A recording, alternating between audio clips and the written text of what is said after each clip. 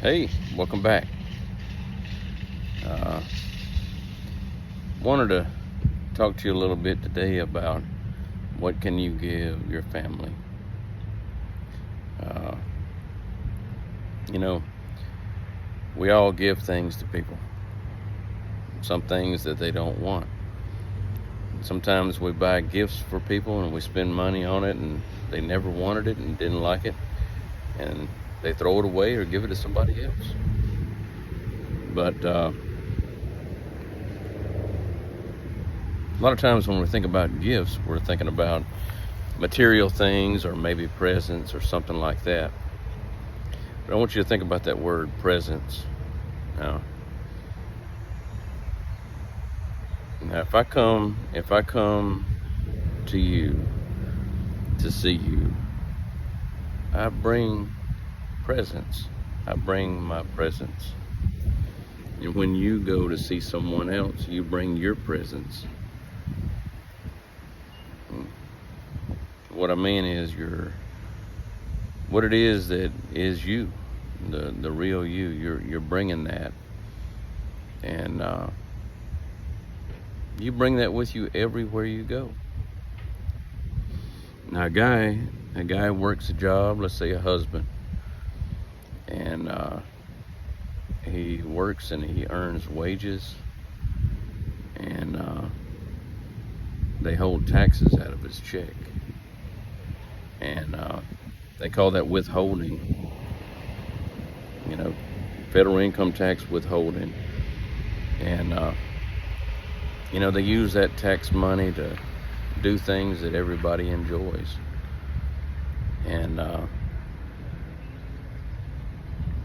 but there's another kind of withholding, a couple kinds of withholding aside from that.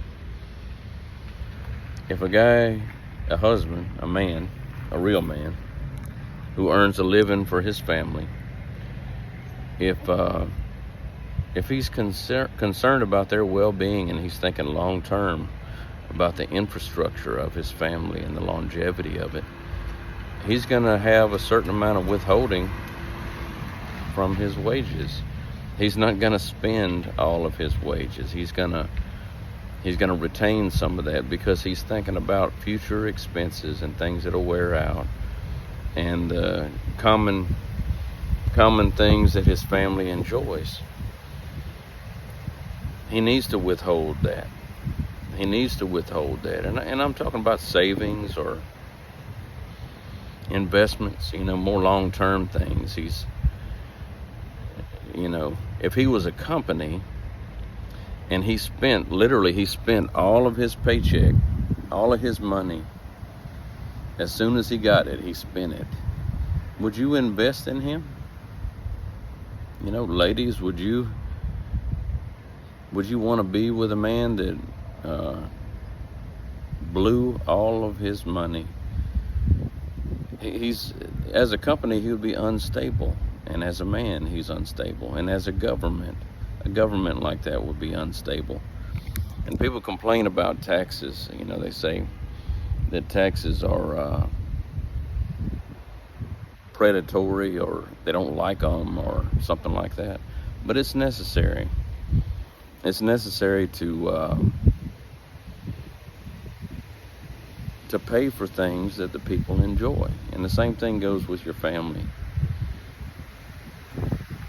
Now, on the topic back of presents and gifts and what you can give to your family, in the New Testament, a couple of the apostles were walking around, and this guy called out to him and said, "Hey, can you give me some money?"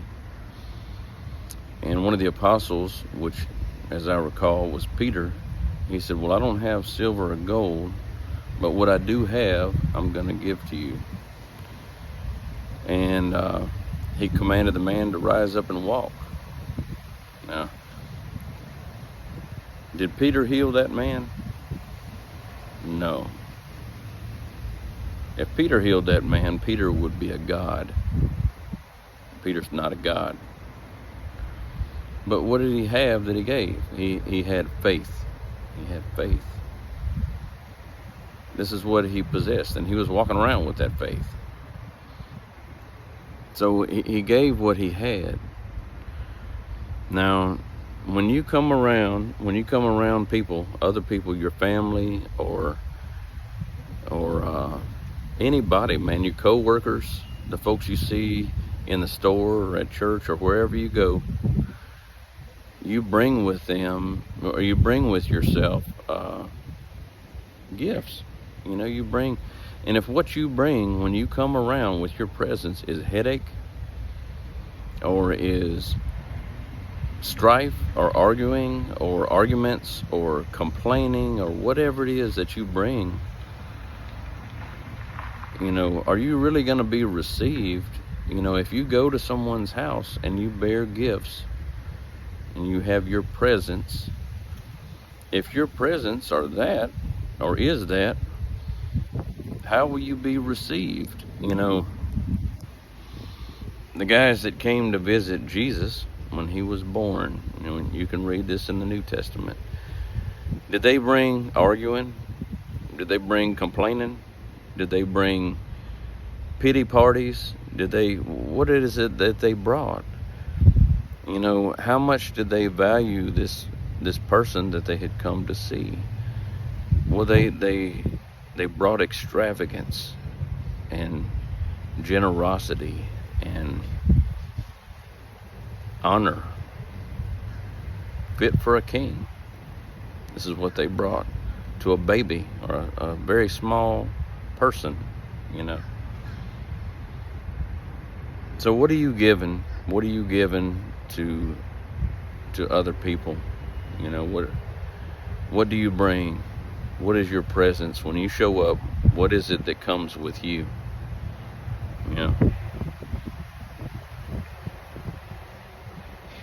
You got to be generous. You got to be generous with what you have, and know what it is that you bring, and be aware of it, and try not to give things that are bad.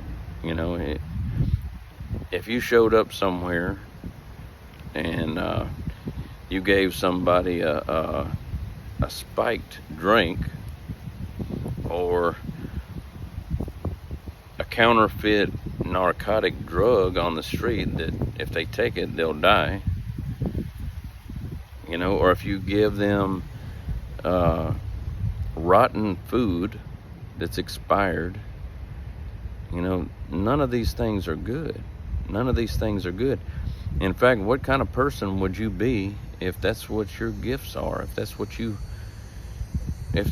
presenting to the world? Now, I know everybody is hurt sometimes, and they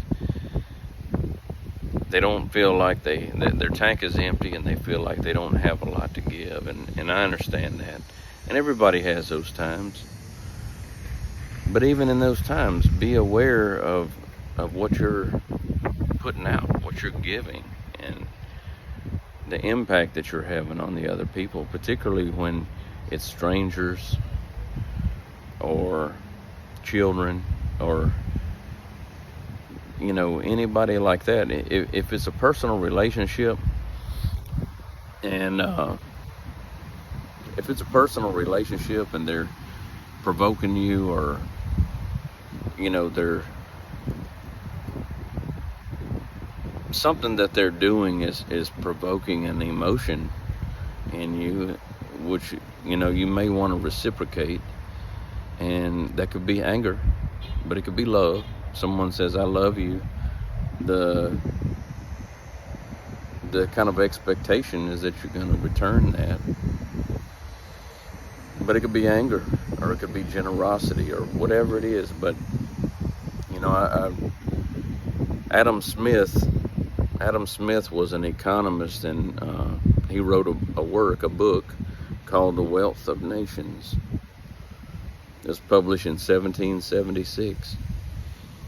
And in there he writes that it's a human thing, and a natural human thing, that's unavoidable, that people cannot live alone, and they cannot be fully self-sufficient, that they have to interact with other people. They have to give to them and receive from them, and trade and buy and sell, and be a benefit to someone else and be blessed by someone else,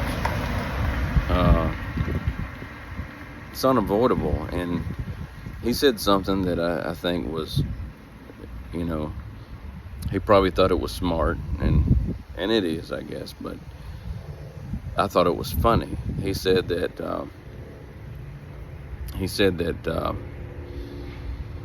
never has someone seen a dog that had a bone in his mouth, and he went deliberately on purpose to meet up with another dog and to make an agreement that he would exchange his bone for the other dog's bone. Dogs don't trade. That's a human thing, you know. And on that note, too,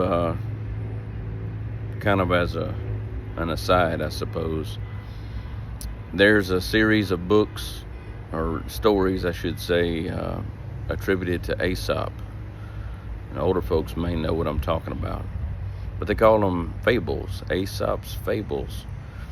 And no one knows really who wrote that stuff, but it's attributed to a Greek slave known as Aesop. But they don't think that he made up these stories, that he just compiled them, you know. But they don't really know how old the stories are.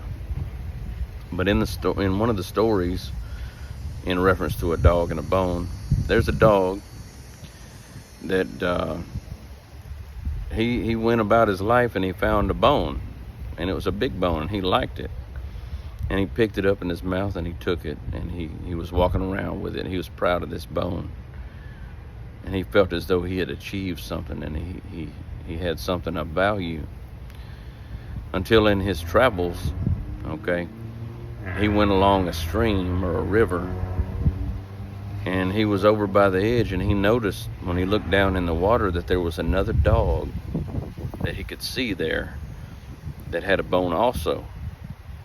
But the bone in that reflection, it looked as though that bone was bigger than the one that he had. And in his greed,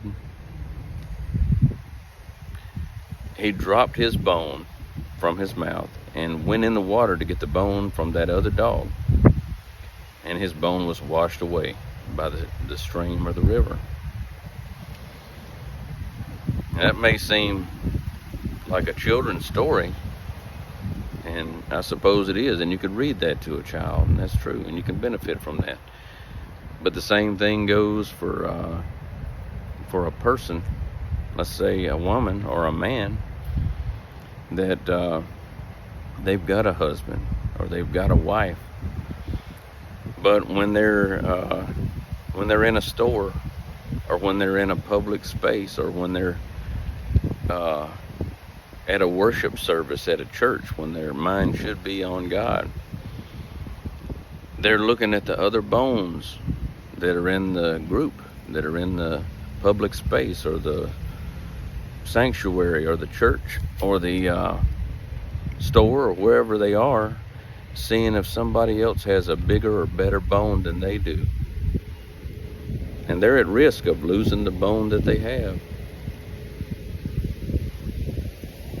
Anyway, I hope this finds you well. I hope you're doing well, and think about what you have and who's in your life, and be a blessing to them. Give them good presents. Give them peace. Give them reliability. Give them love.